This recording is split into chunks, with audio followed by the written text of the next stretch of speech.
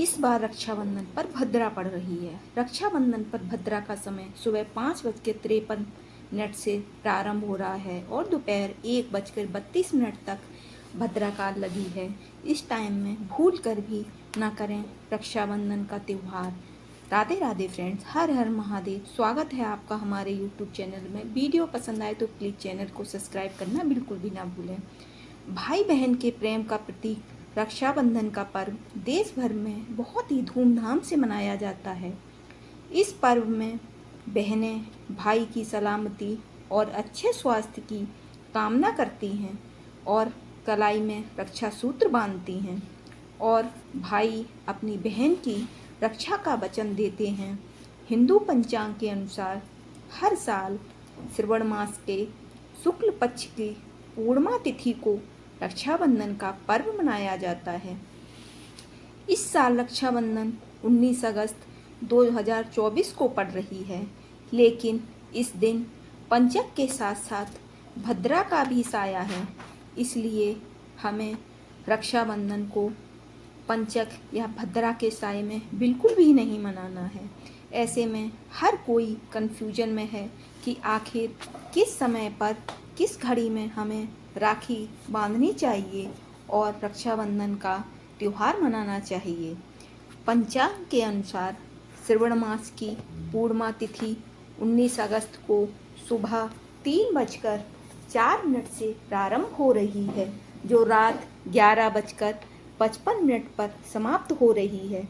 ऐसे में राखी का पर्व 19 अगस्त को ही मनाया जा रहा है।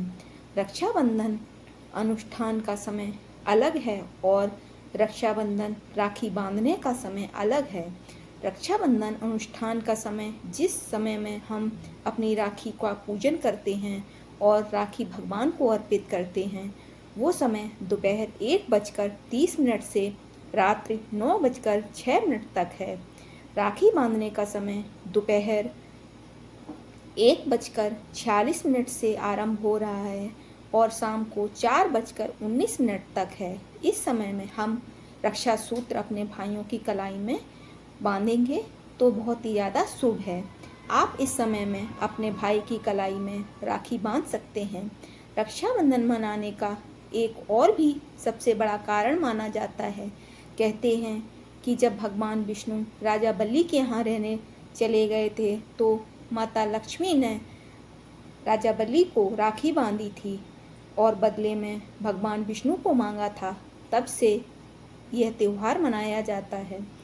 कुछ लोग इसका दूसरा पहलू भी देखते हैं। कहते हैं कि जब भगवान कृष्ण ने चक्र धारण किया था तो उस समय उनकी उंगली कट गई थी और द्रौपदी ने अपनी पल्ले से फाड़कर उनकी उंगली में कपड़ा बांधा था। तब से रक्षाबंधन का त्यौहार मनाया जाता है।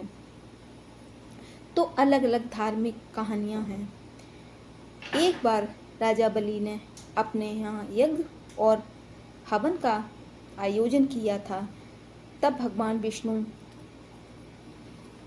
दानवीर राजा बलि से 3 पग भूमि मांगने गए और बलि ने हाँ कर दिया तो वामन अवतार लेकर 2 पग में ही भगवान विष्णु ने सारी धरती और आकाश को नाप लिया।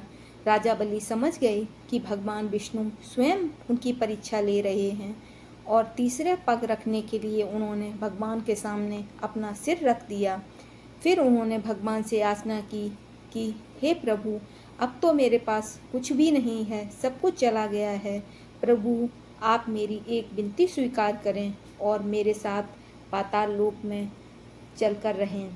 भगवान को भी अपने भक्त की बात माननी पड़ी और भगवान विष्णु ने प्रसन्न होकर बलि के साथ जाने वाली बात स्वीकार कर ली और विष्णु जी वैकुंठ लोक छोड़कर पाताल लोक चले गए। जब देवी लक्ष्मी को यह बात पता चली तो वह बहुत ही दुखी हुई और उन्होंने एक गरीब महिला का रूप धरकर बलि के पास पहुंची और राजा बलि को राखी बांध दी। बलि ने कहा कि मेरे पास तो आपको देने के लिए कुछ भी नहीं है, मैं राखी में आपको क्या दे सकता हूँ। इस पर देवी लक्ष्मी अपने रूप में प्रकट हो गईं और बोली कि आपके पास तो साक्षात श्री हरि हैं और मुझे वही चाहिए।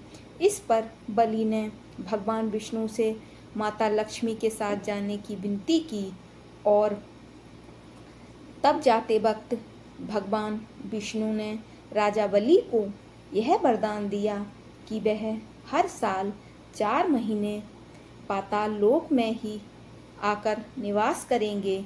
यह 4 महीने चतुर्मास के नाम से जाने जाएंगे।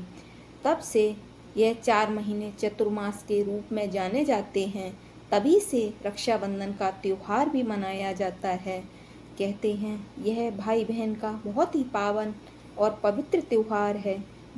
रक्षाबंधन के इस पावन त्योहार पर सबसे पहले एक थाली लगाएं, उसमें अक्षत, हल्दी, कुमकुम, राखी, मिठाई, दक्षिणा के लिए पैसे रखकर तैयार करें और फिर भाई को राखी बांधें।